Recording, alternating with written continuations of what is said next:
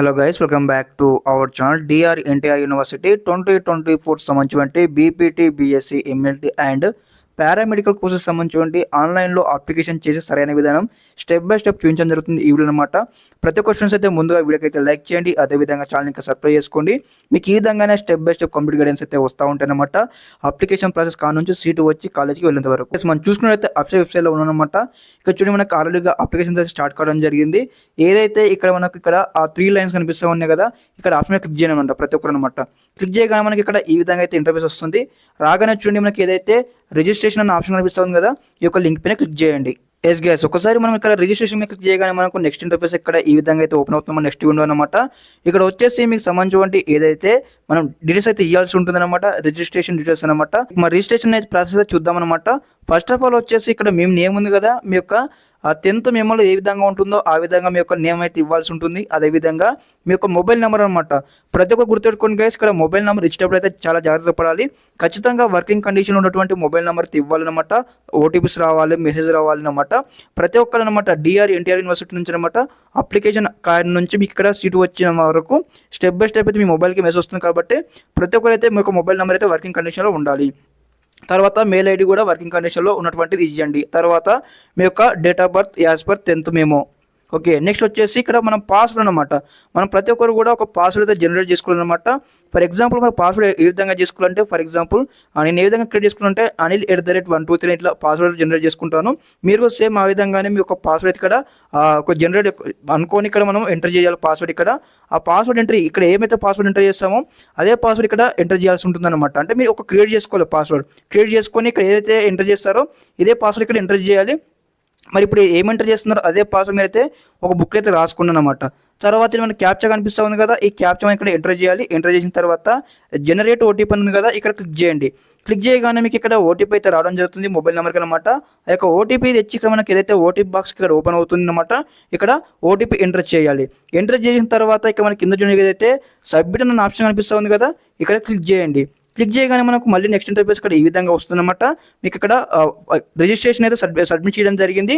Submit చేసిన తర్వాత ఇక్కడ కింద మనం చూసుకున్నట్టయితే ఏదైతే యువర్ రిజిస్ట్రేషన్ ఐడి అని ఉంది కదా, ఇక్కడ చూడక మనకి ఇక్కడ రాసింది కదా UG24 అని కూడా అలాంటి ఐడి వస్తుందన్నమాట. ప్రతి ఒక్కరు అనమాట ఐడి కూడా మనము ఒక బుక్లో రాసుకోండి. పాస్వర్డ్ కావచ్చు, ఐడి కావచ్చు, ఈ రెండు కూడా ఒక బుక్లో రాసుకోండి. ఎందుకంటే ఈ యూజర్ ఐడితోనే మనం అయితే ఇప్పుడు అప్లికేషన్ చేయాల్సి ఉంటుంది. ఓకే, యూజర్ ఐడి రాసుకున్న తర్వాత చూడండి ఇక్కడ మనకు క్లిక్ టు లాగిన్ అన్న ఆప్షన్ ఉంది కదా, ఇక్కడ క్లిక్ చేయండి. క్లిక్ చేయగానే మనం నెక్స్ట్ పేజ్లోకి అయితే మనం ఎంటర్ అవుతాం అనమాట. నెక్స్ట్ పేజ్ వచ్చేసి మనకి ఇక్కడ ఈ విధంగా అయితే ఓపెన్ అవుతుంది. కాగానే చూడండి ఏదైతే ఇక్కడ యూజర్ ఐడి అనమాట, ఎంటర్ ఐడి ఉంది కదా, ఎంటర్ యూజర్ ఐడి ఉంది కదా, ఇదివరకు మనకి ఏదైతే ఐడి వచ్చింది కదా ఆ ఐడి ఇక్కడ ఎంటర్ చేయాలి. తర్వాత పాస్వర్డ్ అనమాట, ఇదివరకు మనం పాస్వర్డ్ క్రియేట్ చేసుకొని ఇక్కడ మనం ఎంటర్ చేసి మనం రీఎంటర్ చేసాం కదా, ఆ పాస్వర్డ్ మళ్ళీ ఇక్కడ ఎంటర్ చేయాలి. తర్వాత ఇక్కడ మనకు కనిపిస్తుంది క్యాప్చా కనిపిస్తుంది కదా, ఈ క్యాప్చా ఇక్కడ ఈ బాక్స్లో ఎంటర్ చేయాలి. ఎంటర్ చేసిన తర్వాత ఇక్కడ చూడండి ఇక్కడ లాగిన్ అని ఆప్షన్ ఉంది కదా, ఇక్కడ క్లిక్ చేయండి. క్లిక్ చేయగానే మనకు నెక్స్ట్ ఇంటర్ఫేస్ ఇక్కడ ఈ విధంగా ఓపెన్ అవుతుందన్నమాట. కాగానే చూడండి ఇక్కడ మనకు సర్వీసెస్ అని ఉంది కదా, ఈ యొక్క ఆప్షన్ క్లిక్ చేయగానే మనకి ఇక్కడ అప్లికేషన్ ఫామ్ అయితే ఇక్కడ మనకు ఈ విధంగా అయితే ఓపెన్ కావడం జరుగుతుంది. అప్లికేషన్ ఫామ్లో వచ్చేసి మనం టోటల్గా మనకి 4 స్టెప్స్ అయితే ఫాలో అవ్వాలి. ఫస్ట్ వన్ వచ్చేసి పర్సనల్ డీటెయిల్స్ అనమాట, సెకండ్ వన్ వచ్చేసి పేమెంట్ డీటెయిల్స్ అనమాట, థర్డ్ వన్ వచ్చేసి లోకల్ నాన్ లోకల్, తర్వాత వచ్చేసి అప్లోడ్ డాక్యుమెంట్స్ అనమాట. 4 స్టెప్స్ కూడా మనం స్టెప్ బై స్టెప్ అయితే కంప్లీట్ చేద్దాం. ఓకే, ఫస్ట్ ఆఫ్ ఆల్ వచ్చేసి మనకి ఏదైతే ఇక్కడ చూడండి ఇక్కడ అప్లికేషన్ పర్సనల్ డీటెయిల్స్ అయితే ఈ విధంగా ఓపెన్ అవుతుంది అనమాట. కాగానే చూడండి మీకు సంబంధించి ఏదైతే ఇక్కడ మీకు సంబంధించిన నేమ్ అయితే ఇవ్వాల్సి ఉంటుందన్నమాట. తర్వాత మీకు సంబంధించిన డేట్ ఆఫ్ బర్త్ ఇవ్వాల్సి ఉంటుందన్నమాట. మొత్తం SSC ప్రకారం అయితే ఇవ్వాలి ప్రతి ఒక్క క్వశ్చన్స్ అనమాట.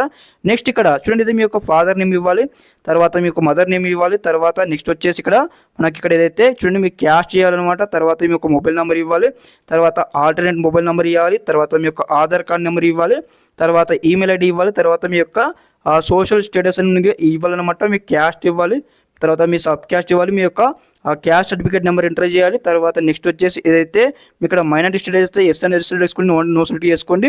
తర్వాత నెక్స్ట్ వచ్చేసి మీ యొక్క సబ్ క్యాస్ట్ ఇవ్వాలి, తర్వాత క్యాస్ట్ సేవ నెంబర్ ఇవ్వాలి, ఇన్కమ్ సర్టిఫికేట్ కూడా నెంబర్ ఇవ్వాల్సి ఉంటుంది. ఓకే, ఇవన్నీ మనం ఇచ్చేసిన తర్వాత పీడబ్ల్యూ ఉన్నట్లయితే పీడబ్ల్యూ పర్సనల్ డిజేబుల్డ్ ఉన్నట్లయితే ఎస్ అండ్ ఎస్ వేసుకోండి, నో సెలెక్ట్ వేసుకోండి. ఓకే, ఈ డీటెయిల్స్ అయిపోయిన తర్వాత నెక్స్ట్ వచ్చేసి మనం అయితే నెక్స్ట్ స్టెప్లోకి అయితే వెళ్తాం అనమాట. చూడండి ఇప్పుడు మనకు నెక్స్ట్ స్టెప్ వచ్చేసి మనకి ఇక్కడ ఈ విధంగా ఓపెన్ ఉందన్నమాట. చూడండి మీకు సంబంధించి SSC సంబంధించి డీటెయిల్స్ అయితే ఇవ్వాల్సి ఉంటుందన్నమాట. మీకు ఇక్కడ చూడండి ఇయర్ ఆఫ్ పాస్ అనమాట, మంత్ ఆఫ్ పాస్ ఇక్కడ మనం ఎంటర్ చేయాలి, మీ యొక్క SSC డీటెయిల్స్ ఎంటర్ చేయాలి. తర్వాత నెక్స్ట్ వచ్చేసి మీ యొక్క ఇంటర్మీడియట్ సంబంధించి డీటెయిల్స్ అయితే ఎంటర్ చేయాల్సి ఉంటుంది. చూడండి మనకి ఇక్కడ క్లారిటీ ఇచ్చారు, ఏదైతే మీ యొక్క ఇంటర్మీడియట్ టైప్ అనమాట, మీ రెగ్యులర్ సప్లిమెంటరీ ఇవన్నీ ఆప్షన్స్ అనమాట.